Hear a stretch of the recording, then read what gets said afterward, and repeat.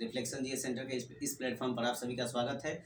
तो आज हम लोग 10 अप्रैल 2023 के जितने भी करंट अफेयर्स हो सकते हैं उसको देखते हैं। तो आज का मेरा पहला क्वेश्चन है, हाल ही में संयुक्त अभ्यास ओरियन 23 का आयोजन किया गया है। इसका आयोजन कहाँ किया गया है? तो इसका आयोजन पेरिस में किया गया है। जो ओरियन 23 अभ्यास है इसको फ्रांस और नाटो की सेना ने मिलकर आयोजित किया है, जिसमें भारत की तरफ से इंडियन एयरफोर्स ने भाग लिया है। इंडियन एयरफोर्स के स्क्वाड्रन टुकड़ी भाग लिया है, जिसमें राफेल को शामिल किया गया था। वही राफेल इसमें भाग लिया है। अब नाटो की बात आई तो नाटो क्या है?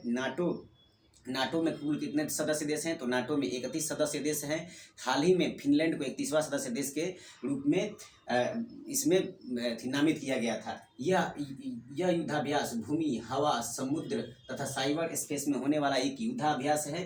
अब देखते हैं हाल ही में फ्रिंट एक्स एक्सरसाइज किन दो देशों के बीच में हुआ है? तो यह भारत और फ्रांस के बीच में हुआ है। शक्ति, गरुड़ और वरुण अभ्यास भारत और फ्रांस के बीच में होता है। शक्ति अभ्यास, शक्ति एक्सरसाइज ये थल सेना का एक्सरसाइज है। गरुड़ ये वायुसेना का एक्सरसाइज है तथा वरुण ये नौसेना का एक्सरसाइज है। मेरा अगला क्वेश्चन है, हाल ही में निजी अंतरिक्ष कंपनी स्पेस पायोनियर ने अपना पहला तियांगलांग 2 रॉकेट लॉन्च किया है। यह किस कंपनी की, किस देश की है? तो यह चाइना की एक निजी कंपनी की रॉकेट है, जिसका नाम क्या है? तियांगलांग 2। यह इसका दूसरा नाम क्या है? इसका दूसरा नाम है स्काई ड्रैगन 2 नाम है। यह रॉकेट को कहाँ से लॉन्च किया गया है? तो इसको मंगोलिया से लॉन्च किया गया है। इसमें जो फ्यूल का उपयोग होगा ये कोयला से बना केरोसिन का यूज किया जाएगा। अब देखते हैं मंगोलिया की बात है। मंगोलिया से इसे लॉन्च किया गया था। मंगोलिया की राजधानी क्या है? उलान बाटर मंगोलिया की राजधानी है। मंगोलिया और चाइना के बीच में ही बॉर्डर पर ही गोबी मरुस्थल है, जो कि शीत मरुस्थल है। हाल ही में विक्रम एस भारत का एक फर्स्ट प्राइवेट रॉकेट है। भारत का विक्रम एस क्या है? भारत का फर्स्ट प्राइवेट रॉकेट है, निजी कंपनी का रॉकेट है। वन वेव 2 मिशन के तहत भारत ने इसरो ने 36 उपग्रह को लॉन्च किया था। ये वन वेव 2 मिशन कंपनी कहाँ की है? तो ये ब्रिटेन की कंपनी है। LMV-3 रॉकेट के द्वारा ये वन वेव 36 उपग्रह को लॉन्च किया गया था। मेरा अगला क्वेश्चन है, आपदा प्रतिरोधी प्रबंधन बुनियादी ढांचे के लिए गठबंधन का मुख्यालय कहाँ है? तो इसका मुख्यालय, जो अंतर्राष्ट्रीय संगठन है, इसका मुख्यालय नई दिल्ली है। इसका मुख्यालय कहाँ है? नई दिल्ली है। टोटल 2 अंतर्राष्ट्रीय मुख्यालय ऐसे हैं जिसका मुख्यालय कहाँ पे है? भारत में है। एक ISA इंटरनेशनल सोलर अलायंस का मुख्यालय कहाँ पे है? गुरुग्राम हरियाणा में है। और ये इसका मुख्यालय कहाँ पे है? नई दिल्ली में है। अब देखते हैं CDRI क्या होता है। ये आपदा प्रतिरोधी बुनियादी ढांचा का एक संगठन है। इसकी स्थापना कब हुई थी? तो इसका स्थापना 2019 में न्यूयॉर्क में किया गया था। इसी का हेडक्वार्टर कहाँ पे है? दिल्ली में है। इसमें कितने 40 सदस्य देश हैं। हाल ही में मेरा अगला क्वेश्चन है, वर्ष 2023 टाइम 100 रीडर पोल का विजेता कौन है? तो इसके विजेता शाहरुख खान हैं। अब देखते हैं कि इसमें टाइम 100 रीडर पोल जारी किया गया है 2023। इसमें पहला स्थान पर कौन है? तो शाहरुख खान है। दूसरे स्थान पे ईरान की महिला है। ईरान की महिलाएं को शामिल किया गया, जो कि क्या स्वतंत्रता की मांग कर रही हैं। तीसरे स्थान पे प्रिंस हैरी हैं, जिनके हाल ही में पुस्तक लिखे हैं जिसका नाम क्या है? स्पेयर है। उसके बाद है मार्कल, प्रिंस हैरी की पत्नी चौथे स्थान पर है। और मेसी अर्जेंटीना के फुटबॉलर खिलाड़ी हैं, ये 5वें नंबर पे हैं। हाल ही में टाइम पर्सन अवार्ड के रूप में जेलेंस्की को दिया गया था। हाल ही में ऑस्कर अवार्ड दिया गया था, जिसमें भारत के 2 कैटेगरी को शामिल किया गया था। एक नाटू संघ तथा एलिफेंट वेस्पर्स को दिया गया था। हाल ही में जो ऑस्कर अवार्ड दिया गया, इसमें एक्ट्रेस के रूप में मिशेल को दिया गया था, बेस्ट एक्ट्रेस के रूप में। मेरा अगला क्वेश्चन है, हाल ही में किस समिति के सिफारिश पर नए गैस मूल्य निर्धारण फार्मूला को मंजूरी प्रदान की गई है? तो ये समिति का नाम था किरीट पारिख समिति के सिफारिश पर न्यू गैस मूल्य निर्धारण फार्मूला को पारित किया गया है। अब देखते हैं कि ये जो किरीट पारिख समिति के सिफारिश पर इसे लागू किया गया है। अब मेरा 0 कार्बन उत्सर्जन भारत का लक्ष्य क्या रखा गया है? तो ये 2070 रखा गया है। पेट्रोल में भारत के द्वारा 20% एथेनॉल मिलाने का लक्ष्य कब तक रखा गया है? तो 2025-26 रखा गया है। हाल ही में उज्ज्वला 2.0 योजना को 10 मई 2021 को शुरू किया गया था।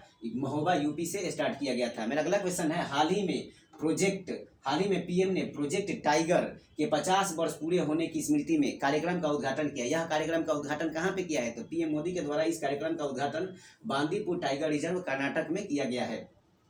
अब आता है टाइगर प्रोजेक्ट। टाइगर प्रोजेक्ट 1973 में स्टार्ट हुआ था, इंदिरा गांधी के शासनकाल में स्टार्ट किया गया था।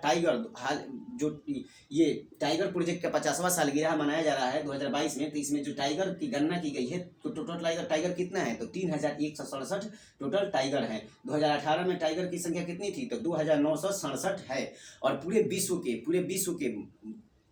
75% टाइगर कहाँ पे निवास करते हैं? भारत में निवास करते हैं, भारत में पाए जाते हैं। अब आता है कि टाइगर के मामला में सबसे ज़्यादा टाइगर कहाँ पाए जाते हैं? तो मध्य प्रदेश में इसे टाइगर स्टेट के नाम से भी जाना जाता है। दूसरे स्थान पर कौन है? कर्नाटक है।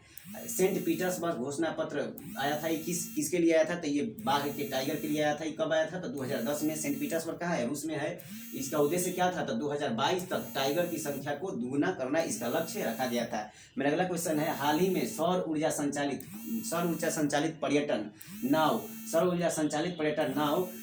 सूर्यवंशु कहाँ लॉन्च की गई है? तो इसको केरल में लॉन्च किया गया है पर्यटन को बढ़ावा देने के लिए। इसका निर्माण किसने किया है? तो इसका निर्माण श्रीलंका के द्वारा किया गया है। इसका कैपेसिटी कितना है? तो इसकी कैपेसिटी 75 किलोवाट कैपेसिटी है, जिसमें कितना सोलर, लगभग 75% सोलर एनर्जी का यूज होगा और बैटरी का यूज 25% तक होगा। हाल ही में भारत का पहला संविधान साक्षर जिला किसे घोषित किया गया है? तो केरल का कोल्लम जिला है, इसी को संविधान साक्षर जिला घोषित किया गया है।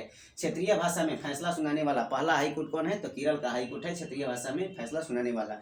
सोलर विलेज के रूप में किसे नामित किया गया है? तो मोढेरा ग्राम जो गुजरात में है, इसको सोलर विलेज के नाम से नामित किया गया है। मेरा अगला क्वेश्चन है, हाल ही में राष्ट्रपति द्रौपदी मुर्मू ने किस वायुसेना केंद्र से युद्धक विमान सुखोई 30 से उड़ान भरी है? तो ये उड़ान भरी है सुखोई 30 से। तो तेजपुर एयरबेस से क्या है? इसकी उड़ान भरी है। इसमें पायलट के तौर पर कौन थे? तो पायलट नवीन कुमार थे। जिससे सुखोई 30 के पायलट कौन थे? तो नवीन कुमार थे। इससे पहले डॉक्टर APJ अब्दुल कलाम तथा प्रतिभा पाटिल उड़ान भर चुकी हैं सुखोई 30 से विमान से। इसी में जब तेजपुर की बात आई तो तेजपुर लीची का GI टैग दिया गया है। तेजपुर लीची कहाँ का? असम का है। तथा बिहार के शाही लीची को GI टैग दिया गया है। 2023 के महानतम भारत में 2023 के महानतम सूची में शामिल 2 स्थान कौन से हैं? तो ये पहला है लद्दाख, उसका मयूरभंज। 2 स्थान जो 2023 के महानतम सूची में 2 स्थानों को शामिल किया गया है। मेरा अगला क्वेश्चन है, राजस्थान में वानिकी एवं जैव विविधता विकास परियोजना में आर्थिक सहायता के लिए किसके साथ समझौता किया है? तो राजस्थान ने किसके साथ समझौता किया है? तो ये फ्रांसीसी विकास एजेंसी के द्वारा समझौता किया है। इसमें राजस्थान सरकार कितना इस फंड में सहायता करेगी? 30% तथा फ्रांसीसी विकास एजेंसी इसमें कितना सहायता करेगी? 70% सहायता करेगी। इस जो वानिकी एवं जैव विविधता विकास परियोजना का मुख्य उद्देश्य क्या है? वृक्षारोपण करना मुख्य उद्देश्य है।